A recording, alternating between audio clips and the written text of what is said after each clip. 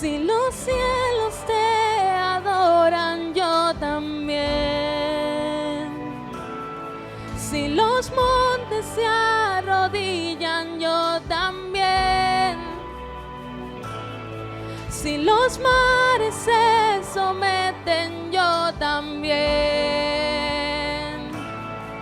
Si todo fue creado para ti, yo también. Si los vientos se obedecen, yo también. Si las rocas te adoran, yo también. Si aún me queda mucho que expresar,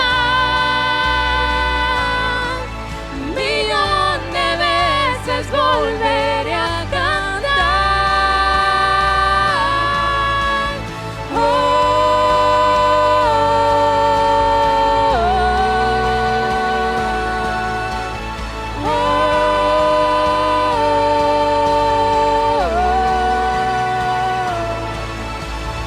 Eres quien salva, viniste por mí, peleaste por mi corazón.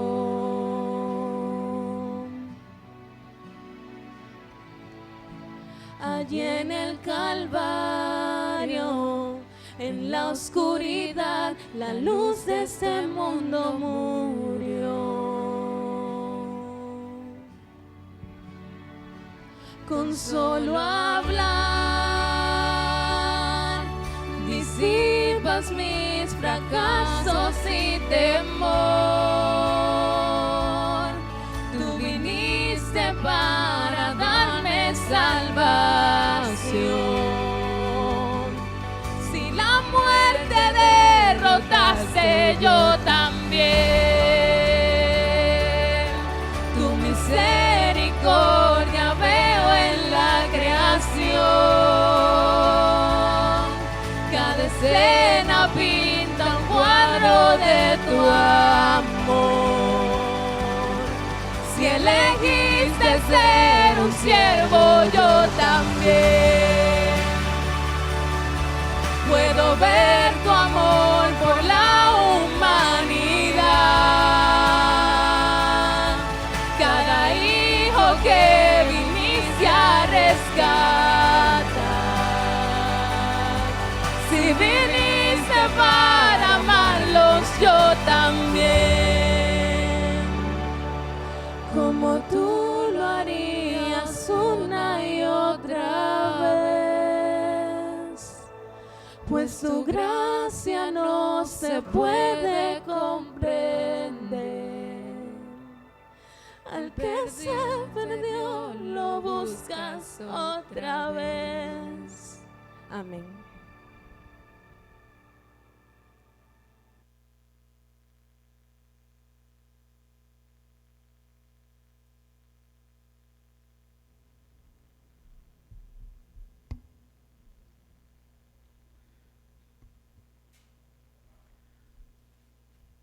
Buenos días, hermanos, a los que están presentes y a los que están también por la forma digital. Vamos a abrir la Biblia en Juan capítulo 4, versículo 31. Juan capítulo 4, verso 31, en el contexto de la mujer samaritana, dice lo siguiente: entre tanto los discípulos les rogaban diciendo: Rabí, come. Él les dijo: yo tengo una comida que comer que vosotros no sabéis. Entonces los discípulos decían unos a otros: ¿le habrían traído a alguien de comer?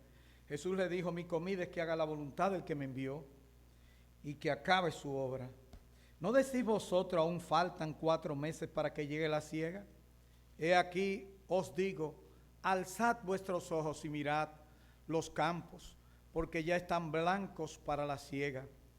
Y el que siega recibe salario y recoge fruto para vida eterna, para que el que siembra goce juntamente con el que siega, porque en esto es verdadero el dicho: uno es el que siembra y otro es el que siega. Yo os he enviado a segar lo que vosotros no labrasteis. Otros labraron y vosotros habéis entrado en sus labores. Señor, gracias por tu palabra, en medio de esa sencillez del Evangelio que le presentaron a esta mujer que simplemente tuvo que poner su fe y su confianza en Cristo.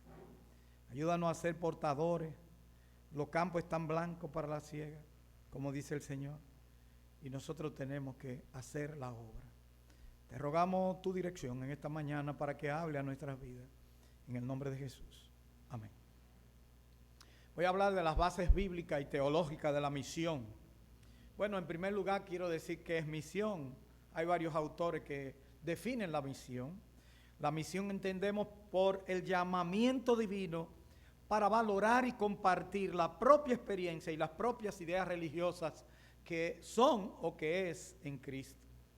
Primeramente se trabaja en el seno de la propia comunidad. Luego se va caminando, como aparece en el libro de los Hechos, primeramente en Jerusalén, en toda Judea, en Samaria, hasta lo último de la tierra. Parece ser que el término misión es muy amplio, muy abarcativo. De esto se ve que muchas veces se le agregan otras palabras como diaconía, coinonía, o sea, comunión, querigma o anuncio, testimonio o martirio, o sea, dependiendo la palabra. Por eso reconocemos que la misión es muy amplia, te incluye a ti, te incluye a mí. Y cuando uno ve muchos jóvenes que están deseosos de ofrecer su vida al servicio, también tenemos que entender que hay otros que aunque no pueden dar su vida, también son parte de la misión.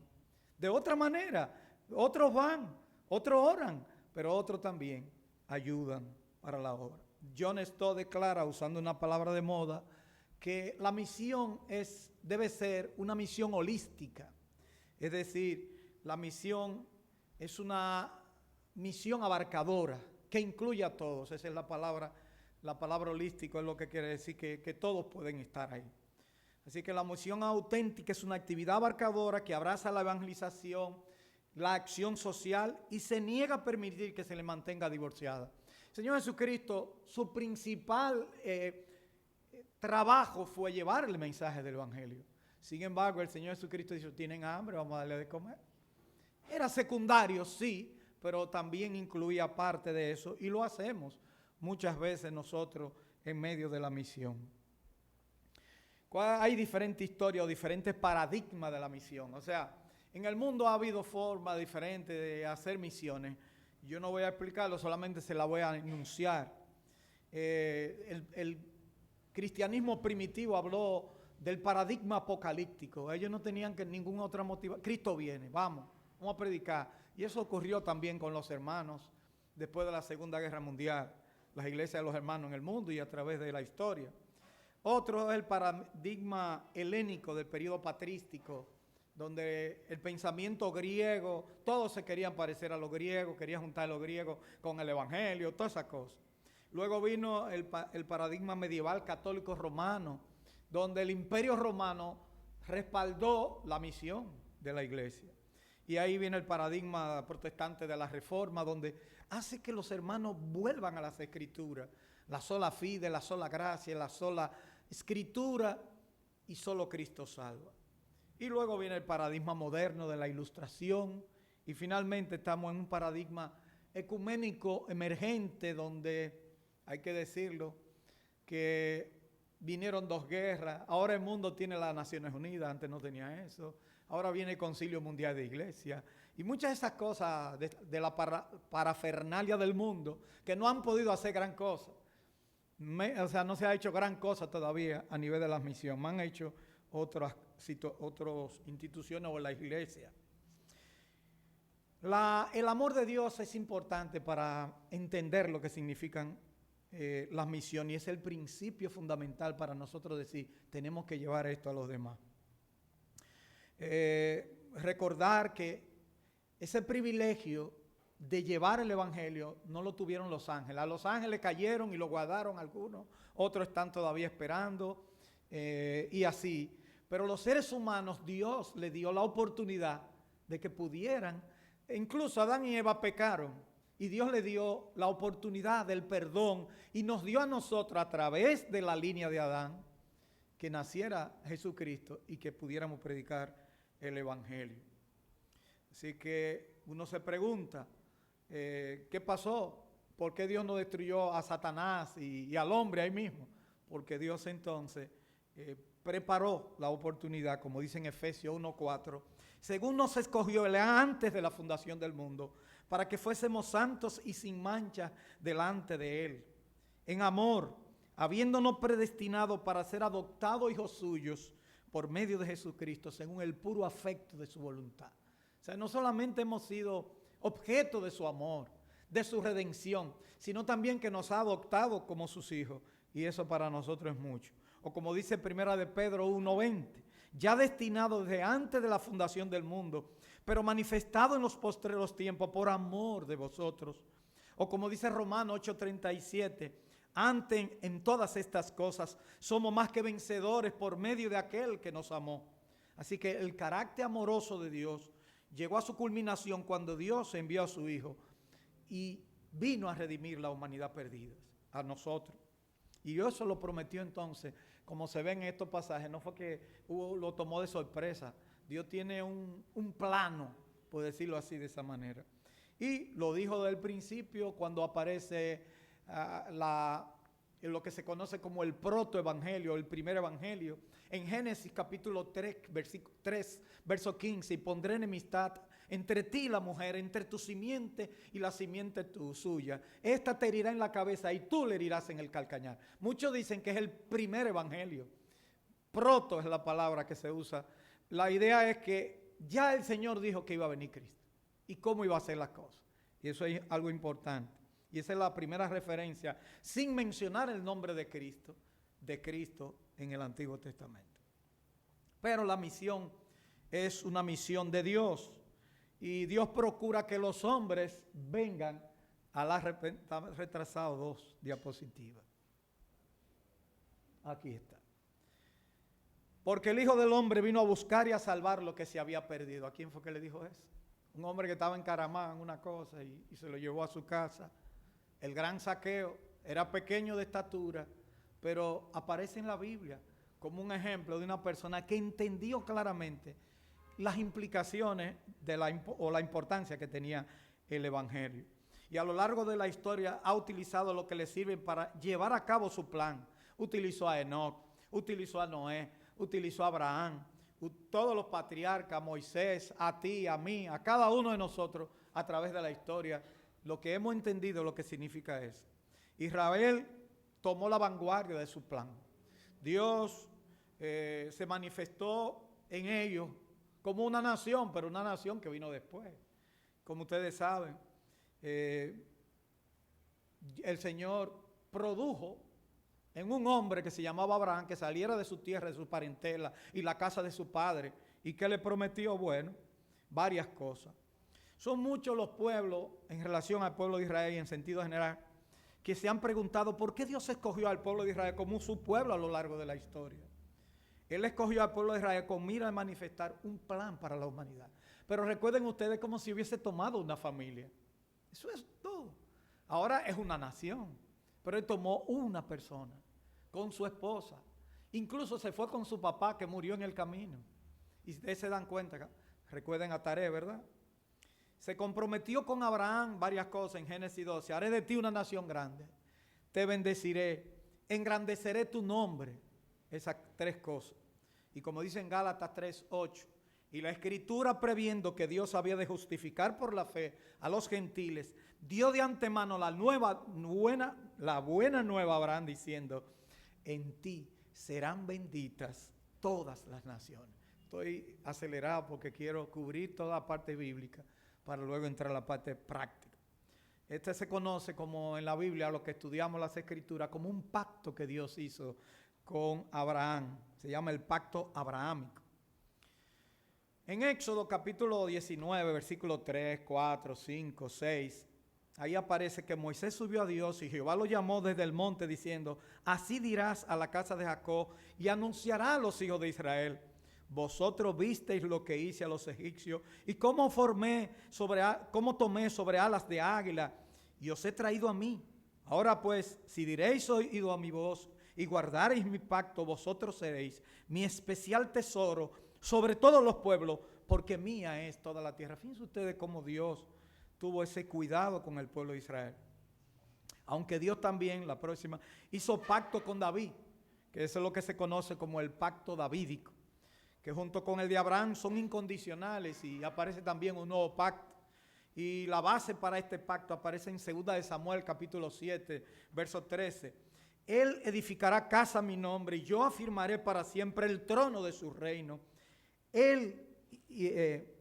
Yo le seré a él padre y él me será mi hijo. Y si él hiciere mal, yo le castigaré con vara de hombre y con azotes de hijo de hombre. Pero mi misericordia no se apartará de él como la aparté de Saúl, el cual quité de delante de ti. Y será firmada tu casa y tu reino para siempre delante de tu rostro, y tu trono será estable eternamente. Y eso aparece vista cuando uno estudia los salmos, por ejemplo. Alabad a Jehová, naciones todas, pueblos todos, alabadle. O viendo también el Salmo número 2, que es muy conocido, el Salmo 47, que nos dice, pueblos todos, batid las manos. Y el Salmo 2 dice, ¿por qué se amotina la gente y los pueblos piensan con sabana? Se presentaron unidos contra el ungido, contra Israel, y el Señor se rió. Recuerdan ustedes más o menos. La idea de ese Salmo es más abarcativa, o el Salmo 96. Y como dice el Salmo 67, te alabarán los pueblos, oh Dios, todos los pueblos te alaben.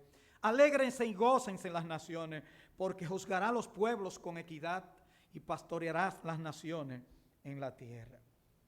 Así que la iglesia ahora aterriza y viene el periodo intertestamentario. Nace el Señor Jesucristo de ese pueblo que nosotros estamos mencionando, que es el pueblo de Israel, como una promesa hecha desde el principio de que el hombre pecó y como una realidad de que Dios tenía preparado ya la solución para el pecado. Así que la iglesia viene para nosotros ahora. La iglesia nunca antes ha tenido más privilegios que ahora. Es verdad que en algunos lugares que antes eran poderosos en la proclamación del evangelio, como los Estados Unidos, se cierran diarios más de 30 o 40 iglesias. Gracias a Dios que los latinos han llegado a Estados Unidos, le están comprando los templos por lo menos a precio barato. Y hay lugares grandes y tú dices, ¿y este templo tan grande? Porque se cerró y no había forma que iban a hacer con ellos. Pero sin embargo, más de 6.500 nuevas congregaciones están surgiendo en el mundo mensual. O sea, por un lado se cierran en Europa o Estados Unidos, pero en otros se abren. Decenas de miles de creyentes se están añadiendo cada día. Aparentemente el pueblo de Dios es tan grande en número como para que tenga un impacto mundial, pero sin embargo uno dice, pero ahora hay más cristianos, pero hay menos cristianos también. Uno dice, en China, ¿cuántos son? En China hay 2.000 millones de personas, pero ¿tú sabes cuántos millones de cristianos tiene China? Principalmente en el norte de China. 100 millones de cristianos. Pues usted dice, wow, eso es más que toda Latinoamérica casi. Sí, pero para China, ¿qué es eso? Eso es nada. ¿Qué representa? Menos de un 0.1% en relación a la realidad. Así que el número de personas que no conocen de Jesucristo es mayor ahora que antes. Hoy entonces sabemos que hay personas que necesitan más del evangelio. Y nunca como hoy ha habido una época con mayor necesidad del Señor Jesucristo. Pero el pueblo de Israel, ¿qué era lo que hacía? Que todo lo quería así. Es lo que se llama una fuerza, en este caso, centrípeta. Es decir, la próxima es la misión de Israel era que todo el mundo. Ustedes ven el día de Pentecostés, ¿qué pasó? Partos, medos, pero eran prosélitos y judíos que llegaron a celebrar la fiesta de Pentecostés. Y era todo alrededor de Israel. ¿Y qué pasa después? Que en el mismo libro de los Hechos, entonces, se ve lo que se llama que la misión de la iglesia es hacia afuera. Jerusalén, toda Judea, Samaria y hasta lo último de la tierra. Cambió el paradigma que ellos tenían, como que todo iba a ser aquí, igual que hoy. Nosotros tenemos que hacer la obra, nosotros tenemos que traer a la gente, buscar a las personas, ir a ellos de alguna manera, ir a sus casas, proclamar por medios de comunicación masivos, lo que sea, pero hay que llegar. En el libro de Lucas y los Hechos, ¿cómo se ven las misiones? Primero, la misión o los misionólogos en particular han considerado los escritos de Lucas como una obra especial. O sea, el libro de los Hechos y el Evangelio de Lucas lo ven como de verdad libros evangelísticos o libros especiales para misiones. La muestra en Lucas 4:17, hay algunos que consideran del 16 a 21 como el principal pasaje misionero. Se le dio el libro del profeta Isaías, el Señor entró en la sinagoga y habiendo abierto el libro, halló el lugar donde estaba escrito: el Espíritu del Señor está sobre mí, por cuanto me ha ungido para dar buenas nuevas a los pobres. Me ha enviado a sanar a los quebrantados de corazón, a pregonar libertad a los cautivos y vista a los ciegos, a poner en libertad a los oprimidos, a predicar el año agradable del Señor. Y enrollando el libro, lo dio al ministro, se sentó y los ojos de todos en la sinagoga estaban fijos en él. Y comenzó a decirle: hoy se ha cumplido esta escritura delante de vosotros. Hay muchas consideraciones en ese pasaje. Hay varias cosas que nosotros podemos ver. Que el Evangelio es una cosa más completa que lo que uno ve. Lógicamente que el Evangelio es sencillo en su proclamación, pero tiene muchas implicaciones, que eso hay que entenderlo a la luz de todos los pasajes que el Señor habla del discipulado como tal, como negarse a uno mismo, tomar la cruz cada día, el que no dejare padre y madre, no es digno de mí. O sea, todas esas cosas son unos llamados a ser un discipulado serio, pero un llamado a seguir la vida cristiana con sus implicaciones, aunque sean fuertes, aunque sean difíciles para nosotros. En algunas tradiciones este pasaje es reemplazado de la Gran Comisión.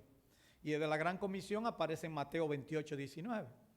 En 28:19 ustedes saben que el Señor junta a sus discípulos y dice: toda potestad me es dada en el cielo y en la tierra, por tanto, id y haced discípulos a todas las naciones, bautizándolo en el nombre del Padre, del Hijo y del Espíritu Santo. Ahí está la porción. Enseñándoles que guarden todas estas cosas que os he mandado. Creo que yo lo dije más.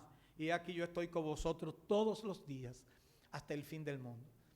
Hay muchos, por ejemplo, muchos creyentes que entonces piensan que el Evangelio es más que decirle a la gente: Cristo te ama. Y es verdad. Pero la gente entiende el Evangelio cuando usted le dice que Cristo murió por sus pecados, que Cristo ha sustituido. Cuando una gente ha escuchado el Evangelio de chiquito es fácil. Y predicar en un contexto como los discípulos, que eran judíos, entendían su cultura, podían predicar como Pablo, pero cuando fueron a los gentiles las cosas tenían que cambiar de la manera de cómo tenían que presentar el mensaje. De ahí que muchos dicen que el pasaje de Mateo 28 se va más lejos que la evangelización, porque el texto dice: no es que hagan convertidos, sino que hagan discípulos. La idea de nosotros es esa. Una gente que llegue a Cristo tiene que convertirse en un discípulo de Cristo.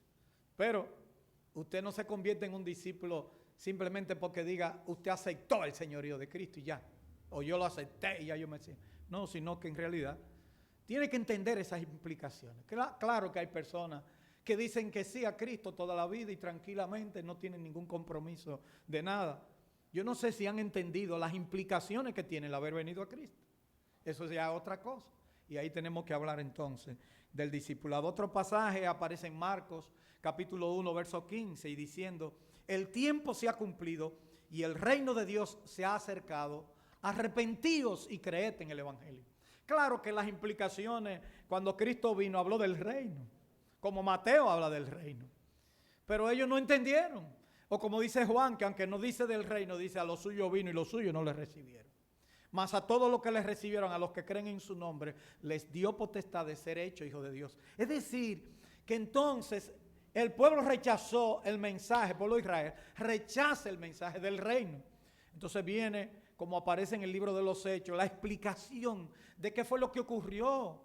Y se reúnen en Hechos 15, dice o como dicen Romanos, que han acontecido a Israel endurecimiento en parte hasta que venga la plenitud de los gentiles. Entonces la iglesia es quien tiene la responsabilidad de seguir proclamando el reino de Dios con el mensaje del Evangelio de Cristo. Y ahí aparece entonces cuando el Señor Jesucristo habla de las leyes del reino, como son el Sermón del Monte. Pero en el Sermón del Monte no se habla de arrepentimiento, ni creer en Cristo, ni el perdón de los pecados, ni la fe, nada de eso. En el Sermón del Monte no se habla de eso. Pero el Sermón del Monte representa las reglas que van a seguir el reino y los que habitan ese reino. Recuerden ustedes que hay cinco formas en que se puede ver el reino de Dios. Se ve el reino teocrático en relación de Dios en general. Se ve el reino de Israel como Dios reina sobre Israel. Y viene una promesa cumplida que luego viene el reino mesiánico. Se ve el evangelio del reino que el Señor predica. Y hay un reino futuro que es el que se va a manifestar, y un reino que nosotros podemos decir que es para siempre. Dios siempre ha reinado y reina sobre todo, pero Él ha manifestado, por así decirlo, facetas de su reino. Bueno, en Lucas y Hechos ya más o menos le dije un resumen, y ahora vemos aterrizar todo esto. ¿Qué se aprende? Bueno, por Lucas y en los Hechos se ve sufrimiento. Cuando uno comienza a leer los Hechos, ve que no había comida en Jerusalén, que la cosa se puso dura. Pero entonces que unos hermanos tenían buen deseo, Ananías y Zafira. Todo el mundo conoce a Ananías y Zafira. Lo que la gente no sabe, que en el capítulo 4, antes del 5 de Ananías y Zafira, hubo alguien que entregó sus bienes. Pero nadie los recuerda. Bueno, 2 o 3 los recuerdan, pero la gran mayoría no los recuerda. Pero como Bernabé hizo lo correcto, la gente se acuerda de lo negativo. Ananías y Zafira dijeron que vendían en tanto, que iban a dar tanto para la obra, y se la alzaron. Hay personas que prometen para el Señor y después se le olvida, como si eso fuera un juego. Bueno, no estamos, gracias a Dios, en los tiempos de Ananías y Zafira. Pero bueno, se ve el sufrimiento. Para Lucas el evangelio siempre se comunicó en un contexto de sufrimiento del mensajero, y ese es el contexto que nosotros vivimos aquí en Latinoamérica, donde hay necesidades, y muchos de los misioneros que llegaron aquí, que vinieron de países desarrollados a países como el nuestro, donde no había ni siquiera infraestructura. Los primeros misioneros que llegaron de las iglesias de los hermanos eran caballos que andaban en la costa norte. Y si tú tenías que ir para Samaná, por ejemplo, era más fácil tomar un barco en Puerto Plata y coger para allá, que entrar por dentro, pasar por Jamás, cruzar todos los pantanos de Nagua, que en esos tiempos eran pantanos. Y si llovía, ya ustedes saben, los animales y todo se quedaban porque no había para nada infraestructura. Y lógicamente es una misión de testimonio. Pero recibiréis poder cuando haya venido sobre vosotros el Espíritu Santo, Hechos 1:8, y me seréis testigo en Jerusalén, en toda Judea, en Samaria, hasta lo último de la tierra. Ahí aparece también en el libro de los Hechos, rápidamente, Antioquía de Siria, porque ustedes saben que Antioquía de Pisidia está más en Galacia, en la zona de Galacia, en el norte. Yo no voy a entrar en un mapa, pero Antioquía de Siria era una de las ciudades muy importantes. Posiblemente era la tercera más importante, después de Alejandría y Roma, venía Antioquía de Siria en esa época. Entonces era un lugar muy especial. En Hechos capítulo 13 vemos que el Espíritu Santo juega el papel más importante. Apartadme a Bernabé y a Saulo para la obra que le he encomendado. Pero la iglesia hay que reconocer esa realidad. No fue que el Espíritu Santo, hay muchísimos evangelistas por ahí con un carnet evangelista, pero ¿y quién lo renó? Yo ando solo, yo mismo. Así no. La iglesia le dijo el Espíritu Santo a las iglesias, de 7 nombres o 5, vamos a buscarlo, Hechos capítulo 13, vamos a contarlo. Había entonces, versículo 1, la iglesia que estaba en Antioquía, profetas y maestros, Bernabé, Simón el que se llamaba el Negro, Lucio de Cirene, Manaén el que se había criado junto con Herodes el tetrarca, y Saulo, 5 correctamente. Los 5, fíjense ustedes que a quiénes llamaron, al alfa y al omega, el primero y al último. 2 gente que llegaron después a Antioquía, que tal vez todo el mundo estaba contento con ellos. Ay, que llegó cuando llegó Saulo, esta iglesia se renovó. Y cuando llegó Bernabé, wow, Bernabé fue que trajo a Saulo y lo fue a buscar. En otro contexto, como se aprecia en el 11:19, dice: ahora bien, los que habían sido esparcidos a causa de la persecución que sobrevino por la muerte de Esteban, cuando la muerte de Esteban, llegaron hasta Fenicia, Chipre y Antioquía, no hablando la palabra a nadie, sino solo a los judíos. Además de que tuvieron la visión, les hablaron a los griegos, según dicen Hechos 11, versículos 20 y 21. Noten cómo la iglesia de Jerusalén estaba informada de la actividad que se estaba llevando a cabo en Antioquía de Siria, porque quienes mandan cuando llega la noticia a Jerusalén, a la iglesia, de que estaba creciendo y la cosa estaba buena, quienes mandan mensaje entonces son, quienes mandan a Bernabé son los hermanos de Jerusalén. O sea, los apóstoles, miren interesante. Entonces ya ustedes saben, por lo que yo se lo he dicho, que Antioquía representa lo que se llaman las bases para las misiones en el Nuevo Testamento. Anteriormente los apóstoles habían enviado a Pedro y a Juan al ministerio de Samaria. Ahora los santos de Jerusalén enviaron a Bernabé hasta Antioquía, más de 500 kilómetros al norte. La selección de este delegado fue de crucial importancia por varias razones. Primero, como algunos de los embajadores cristianos que iniciaron la obra era de Chipre, o sea, que entendía la cultura de por ahí, más para allá. Segundo, era generoso, hablando de Bernabé, como dice el 4:37, que vendió todo y por tanto pensaba primero en sus semejantes. Y tercero, era un caballero compasivo, como se infiere por el sobrenombre que recibió en el 4:36, que se llama hijo de consolación. Vamos a leerlo, 4:36. Tengo que dejar esas bases bíblicas para que entendamos. Entonces José, a quien los apóstoles pusieron por nombre Bernabé, que traducido es hijo de consolación, levita, natural de Chipre, vendió su casa, sus bienes y los repartió. Ahí está. Y en tercer lugar, era un caballero, ya lo dijimos, y debemos tomar en cuenta la cita que se hace también comparando con el 11:29 del libro de los Hechos. Pudiéramos un día hablar de eso nada más.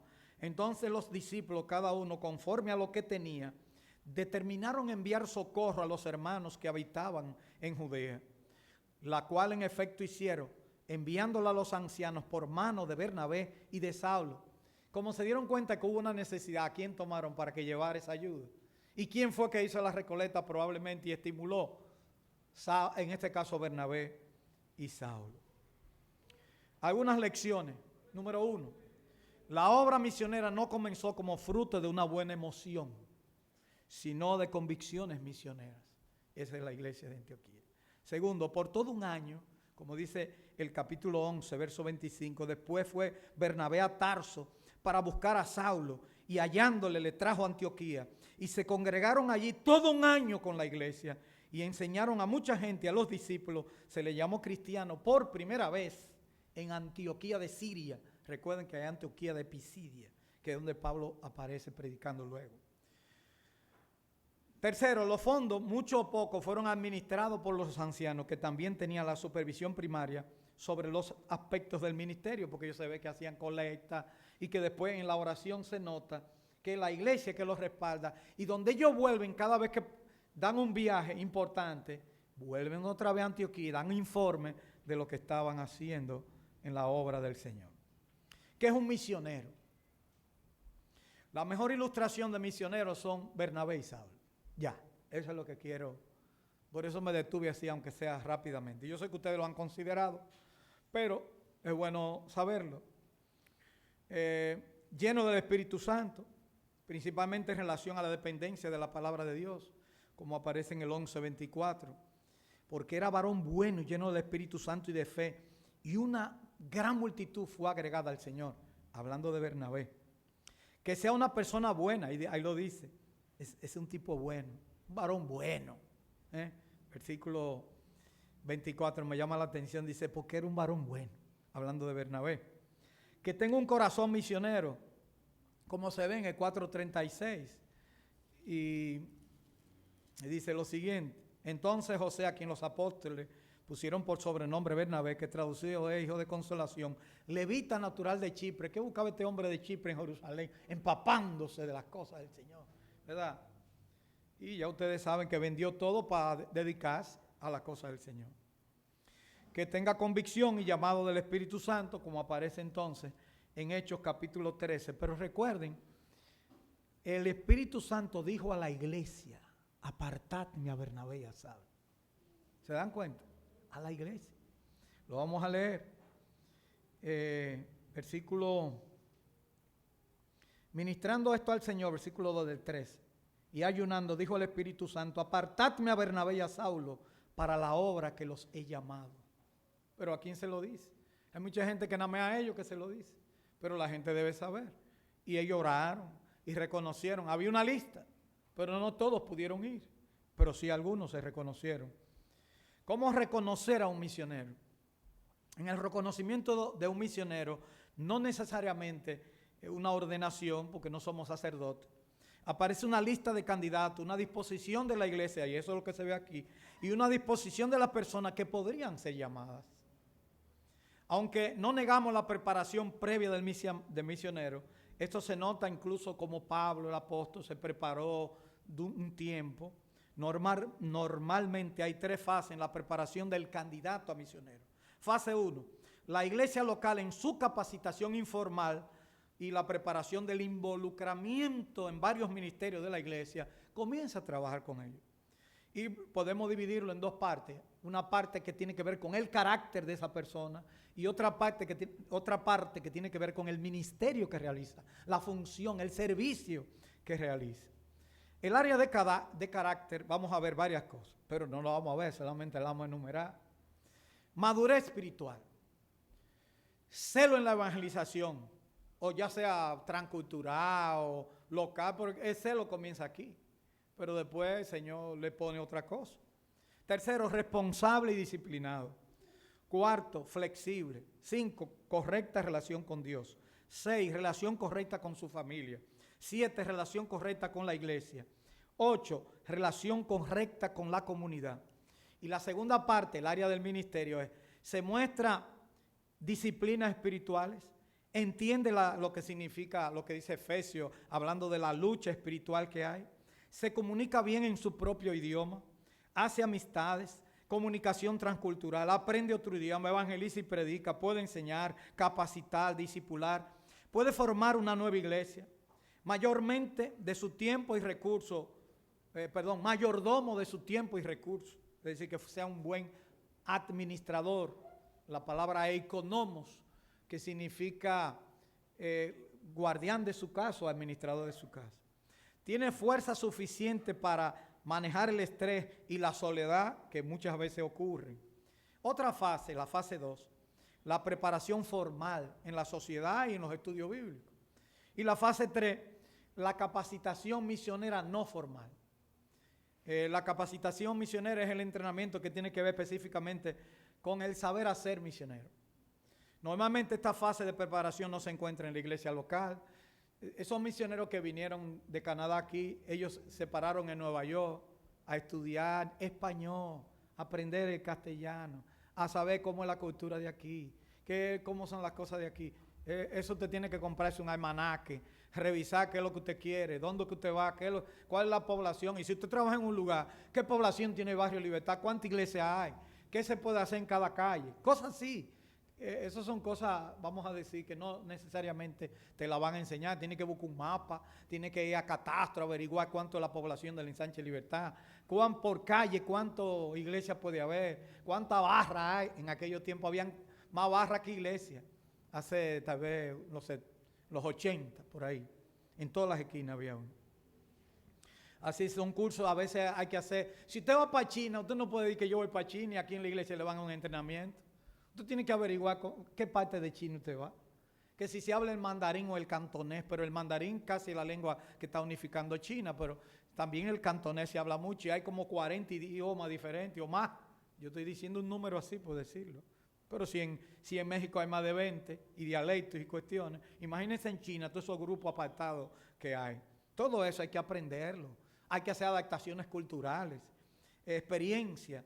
De vez en cuando salir, ver cómo son otros pueblos y entre otras cosas. ¿A quién debemos seleccionar para enviarlo a un centro de entrenamiento misionero? En primer lugar, los candidatos deben mostrar evidencia creíble de un llamado personal y entrega al ministerio en general. En segundo lugar, los candidatos a entrenarse deben poseer la salud física y estabilidad emocional necesaria para la vida transcultural. Y en tercer lugar, se deben vislumbrar en los candidatos para el entrenamiento misionero los niveles de pureza moral y madurez espiritual necesarias para el liderazgo en el ministerio. La aprobación del candidato a misionero. En primer lugar, y quizá la clave de una buena preparación, es una actividad y una actitud sumisa. ¿Por qué? porque la pregunta principal de cualquier candidato es, ¿cuándo puedo salir? Entonces, ¿quién decide? ¿El misionero? No. Si fuera así, todos saldrían al día de mañana, sin preparación, sin apoyo y sin nada. Así no puede ser. Tiene que ser que haya conciencia en esto. La iglesia, sí. El pastor anciano, el liderazgo de la iglesia, el comité de misioneros o de misiones o el área de extensión, eso en algunos lugares que hay todo eso. Que hay un anciano nada más que se dedica a coordinar las misiones. Yo fui a la iglesia de Chicago, donde Moody enseñaba. Yo fui a esa iglesia. Y en la entrada por continente que están, dice África, Oceanía, Latinoamérica, América Latina, todos los misioneros que ellos repadan. Y después lista de misioneros, una cosa interminable. Pero nosotros aspiramos a que un día pudiéramos, pero que ellos entrenan también. Porque ustedes saben que el Instituto Bíblico Moody, bueno, tienen acceso a todas las personas involucradas y toda la información necesaria, hay que saberla, sentarse con la persona, a ver si está preparado de verdad, cómo está la cosa. ¿Quiénes se involucran en la preparación del candidato? Hay 8 grupos que están involucrados. La familia en primer lugar. Número 2, el liderazgo de la iglesia. Número 3, los colaboradores en varios ministerios de la iglesia. Número 4, su trabajo. Número 5, educación secular. Número 6, instituto bíblico o seminario. Número 7, centro de capacitación misionera.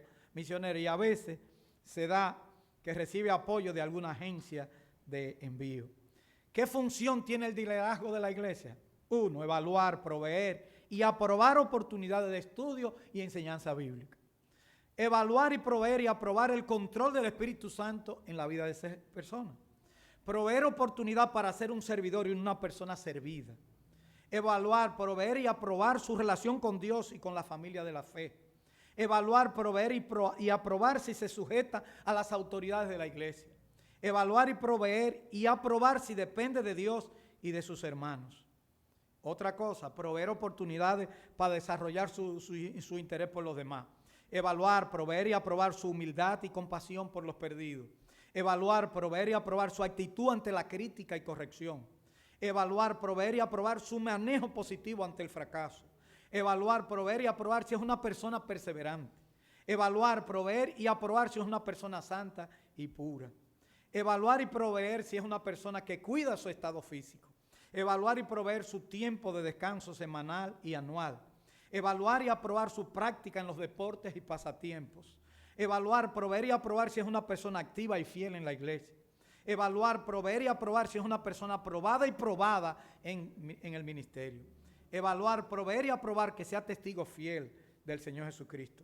Evaluar, proveer y aprobar su seguridad en su llamado y en sus dones. Evaluar, proveer y aprobar su corazón misionero dentro de la iglesia. Evaluar y aprobar su compromiso con la cultura a donde irá. Evaluar, proveer y aprobar si es una persona con visión. Evaluar, proveer y aprobar su capacidad de comunicación escrita y personalmente.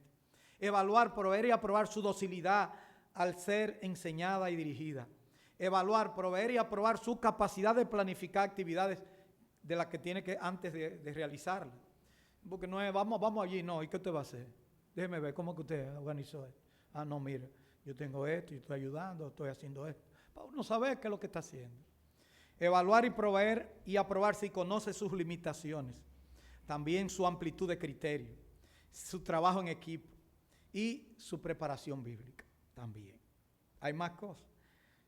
Se la voy a leer toda. Evaluar, proveer y aprobar si es una persona centrada en una teología bíblica. Evaluar, proveer y aprobar si sabe distinguir entre la doctrina básica y las secundarias. Evaluar y aprobar su preparación académica. ¿Qué hicieron con el hermano Lino cuando se dieron cuenta que su nivel académico era muy bajito? ¿Qué le dijeron ellos? No, tú no vas. No. Le pusieron un profesor, doña Mariana y don Racarte. Rafael sería en español, le pusieron un profesor. Un profesor de lengua española y que le diera las bases y que le aumentara el nivel de conocimiento. ¿Y qué hizo doña Mariana? Le enseñó a tocar piano. Entonces ya tenemos una cosa, que todo el mundo no tocaba piano y que le pusieron un maestro para que le aumentara el nivel académico. Y lógicamente una buena biblioteca hizo de otras cosas. Hay que realizar una ficha curricular que tenga sus generales, historia clínica, datos familiares, datos de la iglesia que procede, formación escolar, universitaria y profesional, formación militar o permanente si precede, experiencia ministerial y laboral, descripción del llamamiento misionero, los recursos financieros, ¿de dónde vienen? Bueno, vienen otras preguntas. ¿Cuál es la tarea de la misión? Evangelizar para crear nuevas obras. O sea, ¿cuál es el objetivo? La misión es mucho más amplia de lo que vimos. No es simplemente el concepto de nuevas iglesias, sino alcanzar con el mensaje del Evangelio de Jesucristo y crear un ambiente que permita el efecto multiplicador. Ahora, ¿cómo evaluar la efectividad de esa tarea ante la proliferación de iglesias en todo el país? Pensamos que ya está bueno de improvisar los líderes de la iglesia. Deben crear las condiciones para la preparación de nuevas misiones que no solo tengan alcance evangelístico. Además, se pueden reconocer misioneros para la enseñanza, para la propagación en medios masivos que sean de influencia para el entorno, crear un contexto latinoamericano de misión. También deben crearse un comité de misiones que se encargue de ayudar en la asesoría de las iglesias. Las que tengan mayor disponibilidad y recursos deben dar los espacios y ayudar en las misiones. Y por qué no pensar que otros pueblos carentes del evangelio también nos necesiten, o por qué no pensar en eso. Nosotros somos el futuro de las misiones en el mundo. El barrio tiene mucho futuro en eso. Pregunta: ¿cuántos cultos misioneros, reflexiones, reuniones misioneras ha hecho su iglesia en los últimos 2 años que sean de forma permanente? Esta iglesia habla de las misiones. ¿Se ha enseñado de forma clara, sistemática a los hermanos a pensar en un corazón misionero? Eso es una familia de la India que nosotros recibimos allá. Una vez, hablando de las misiones, y estaban ahí todos los clanes, y etcétera, etcétera. Pero ¿cuáles son los modelos de misiones en Latinoamérica? Muchas veces los latinoamericanos tienen varios modelos, y hay muchos modelos, pero el latinoamericano es el que más le gusta, es el modelo Dios te bendiga, y los chelitos, y la gasolina. Dios te bendiga. ¿Qué pasó? Y la comidita. No va. Hay que ir también. El modelo anglosajón, que eso tiene que ser cuadrado y tiene que producir. Le cerraron la puerta a nada más y nada menos que a William Carey o Guillermo Carey. Le retiraron la ayuda porque ese tipo tenía 8 años y no se había convertido nadie. Y era verdad que... Y él dijo, no, esto es del Señor, yo sigo aquí. ¿Y quién después fue Guillermo Carey? Claro, él compró tierra. El jardín botánico más grande que hay en la India lo construyó Guillermo Carey. Todas las escuelas y universidades importantes fueron ellos que las construyeron. Y todavía más, tradujo la Biblia al bengalés, que es muy importante, uno de los idiomas. Hay modelos mestizos que hay que combinar, tú sabes, con los chelitos, con la forma como nosotros vivimos. El modelo multinacional, donde son diferentes, y el modelo a lo nuestro. Cada uno buscará la manera. En conclusión, tenemos que aprovechar lo fuerte de ser latinoamericano. Podemos ir al mundo entero sin problemas y entender la pobreza sin problemas. En segundo lugar, no repetir los mismos errores del pasado y mantener la cooperación. Tercero, prepararnos para la misión de otros pueblos transcultural. Creo que por desconocimiento se están dando los problemas entre pastores y misioneros. 4, dependamos siempre del Espíritu Santo y su palabra. 5, ser responsable cuando se reconoce a un misionero.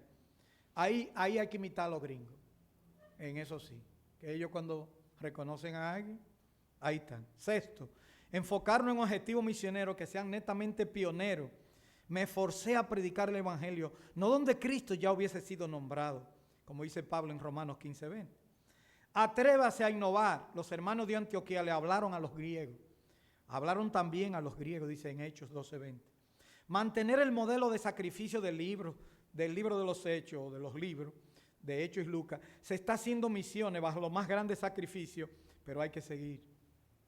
Como dice 2 Corintios 8:2, pues en medio de en grandes pruebas de tribulación abundó su gozo, y su profunda pobreza sobreabundó en la riqueza de su generosidad o liberalidad. Porque yo testifico que según sus posibilidades, aún más allá de sus posibilidades, dieron de su propia voluntad, suplicándonos con mucho ruego el privilegio de participar, los hermanos de Macedonia, en el sostenimiento de los santos. Y esto no como lo habíamos esperado, sino que primeramente se dieron a sí mismo al Señor y luego a nosotros por la voluntad de Dios. La iglesia es el instrumento de las actividades de Dios en la tierra. Otras conclusiones. La iglesia que Jesucristo tuvo en mente cuando dijo, edificaré mi iglesia, es un instrumento de la gracia de Dios. Dios llamó en su inicio a Bernabé y a Saulo, pero ese llamado ahora se cumple en nosotros. También habían otros colaboradores. Estaba el mismo Lucas, estaba Timoteo, estaba Silvano. O sea, era un equipo, Tito, todo como parte. Marcos, que ahí hay que darle la razón a Bernabé, que tenía la razón porque Pablo le retiró, tú no vas conmigo, y eso trajo la división entre Pablo y Bernabé.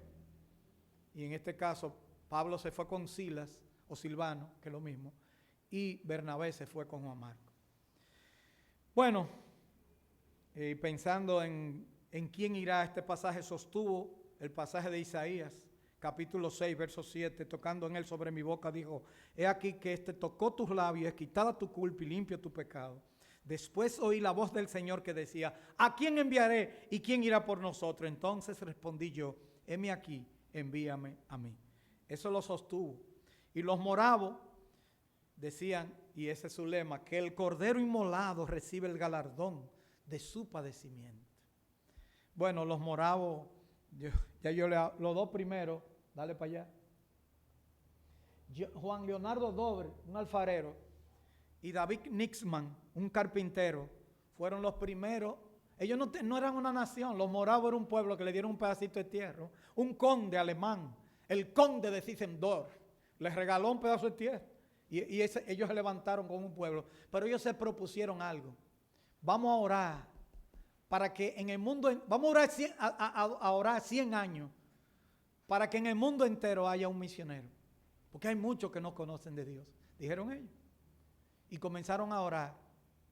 Pero era 24 horas, era por familia, se la pasaban. A las 3 de la mañana le toca a los Jiménez, a las 4 de la mañana le toca a fulano, a las 5, a la 1, a las 2, a las 3. El día entero, 24 horas orando. Y en menos de 50 años más o menos, 50, 60 años, ya habían enviado casi un montón de misiones. Y enviaron los primeros, pero comenzaron a enviarlos. Es verdad que ellos sufrieron mucho. Vean la otra diapositiva. Comenzaron una vigilia de oración que continuó sin interrupción durante 100 años. A 65 años de haber comenzado esta vigilia de oración, más del 50% de la comunidad había salido al campo misionero. El día que enviaron sus primeros 2 misioneros era tal el gozo de la congregación que cantaron más de 300 himnos. Es una cosa tremenda. Lo fueron a despedir. Los misioneros moravos eran enviados solamente con el pasaje de ida. Una vez que llegaban a su destino debían procurar su propio sustento. 22 de los primeros 29 misioneros fallecieron a pocos meses de haber llegado a los países donde habían sido enviados. Eso me engranó. Todos los integrantes de la comunidad morava se incluían en células donde se discipulaban los unos a los otros. La devoción y sencillez de los moravos fueron de las características que más profundamente influyeron en el predicador Juan Wesley cuando se encontraron con un vago, y se cree que de verdad ahí fue que Juan Wesley conoció al Señor, dicen algunos. Pero vienen unas preguntas porque ya el tiempo se nos fue. Las preguntas son, ¿quién irá? ¿Quién irá? Estos muchachos tan lentos. ¿Quién orará? ¿Quién ofrendará? La próxima diapositiva, ahí está. Y la próxima, Christopher Alexis, Miguel Ángel Rodríguez, Karina Rodríguez, Stanley Infante, Elvira Vázquez y Jonathan Tavares. No lo sabía, pero después lo puse. Jonathan Tavares. Hay que orar por él. Ya nosotros, esa diapositiva yo la preparé para presentarle en la iglesia. Y estamos orando por esos jóvenes. Pero hay que ofrendar también. Y hay que prepararse. El Señor a su tiempo hará la obra. El barrio se va a convertir en la agencia misionera más importante, si el Señor así lo quiere. Si el Señor llama, Él es que sabe.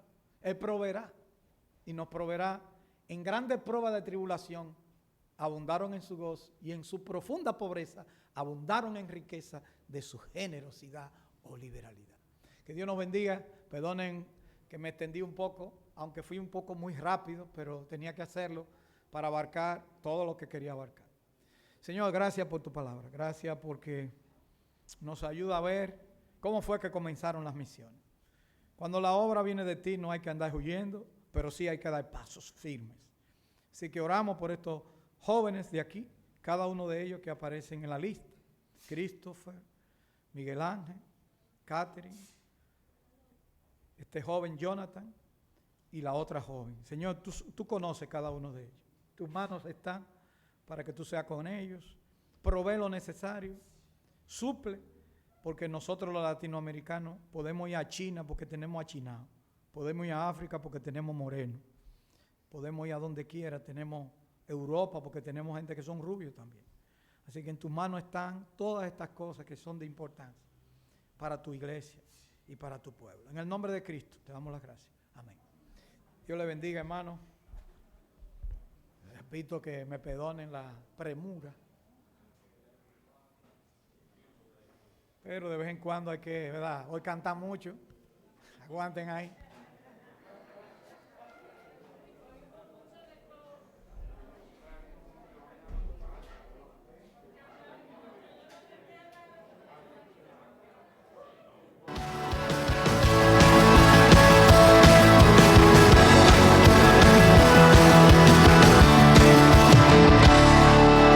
Cada día tu nombre bendeciré, morar en tu gloria y esplendor,